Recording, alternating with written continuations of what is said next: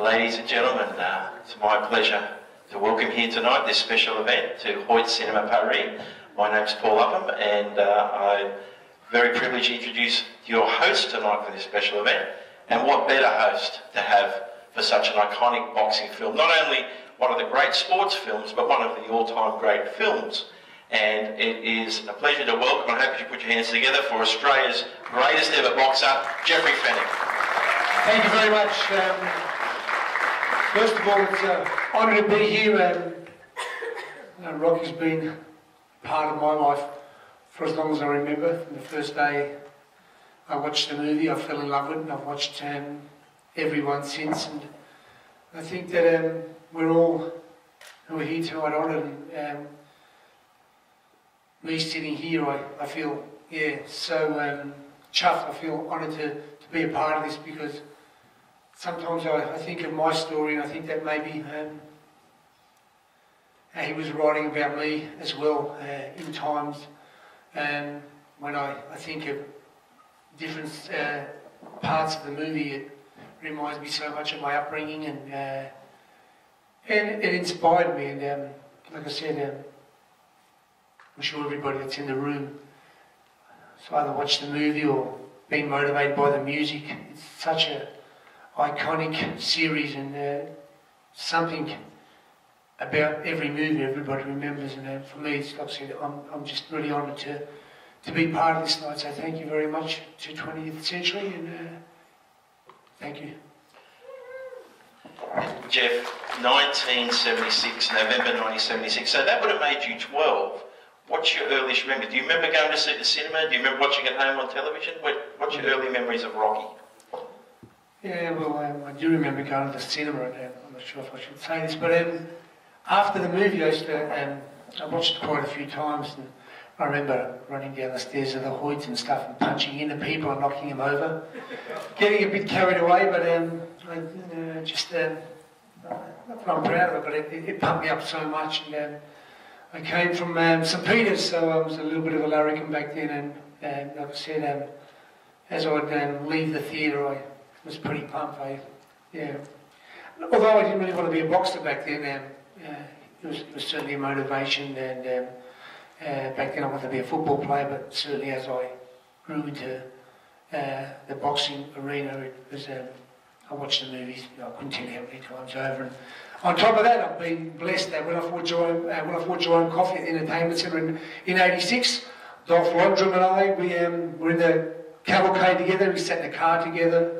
I've met him, I've met Stallone, I've met Mr. T, so it's been an amazing ride. But obviously I've met Sylvester Stallone on quite a few occasions, and I'm pretty privileged to say that I know him well. I can call him a friend. I know his brother Frank very well, so I'm pretty, again, I'm pretty chuffed and honoured to be here today and be a part of this amazing series.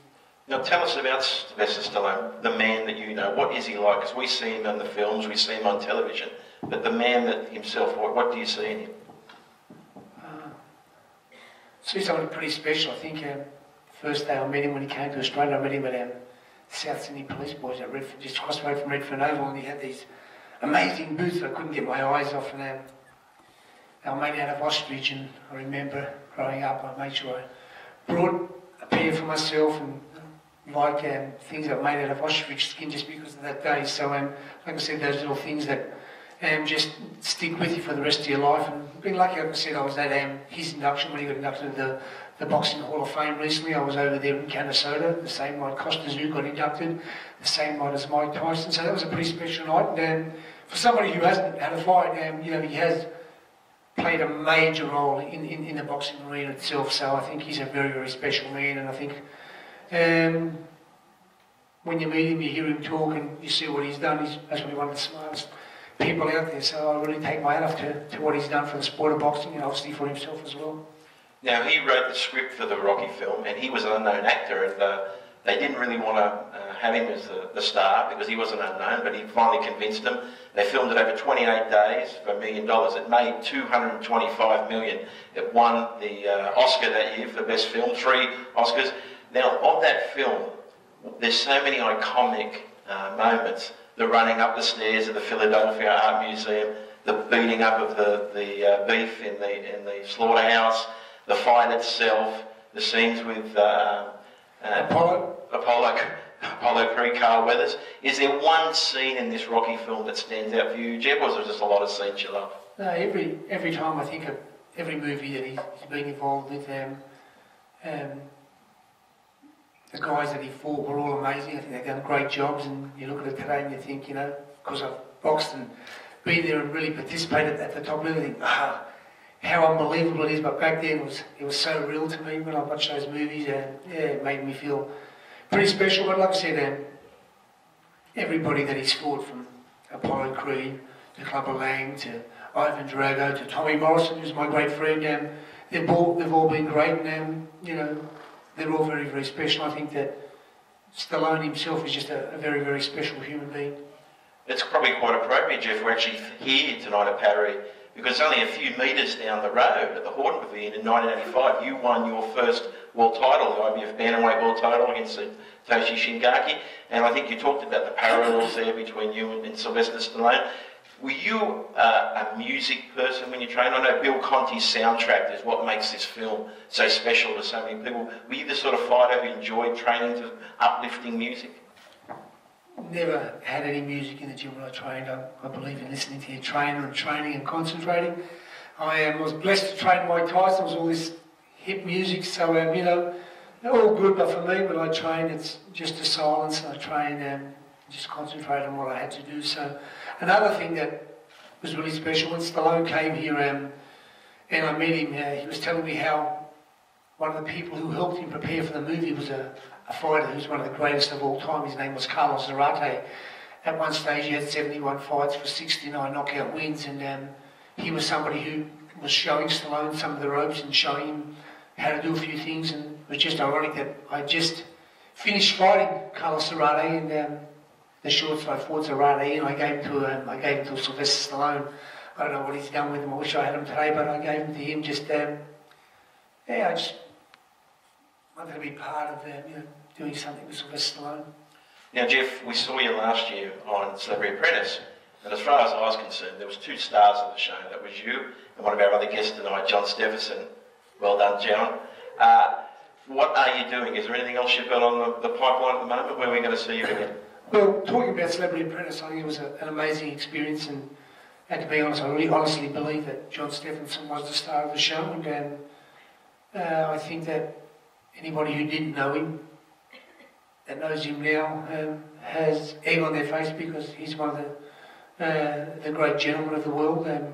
He's got an amazing father, he's got an amazing partner, he's got an amazing little baby at the moment, but for me it was always amazing, and trying to get that across prior to the show. But I think that people who know him now and sit down and listen to him talk know how amazing he is. And just what I say that also in the room, I have a great friend of mine, Ryan O'Keefe, from the Sydney Swans, who's done some training with me. I'm proud to say he's a friend. Another one of his teammates is here, Josh Kennedy.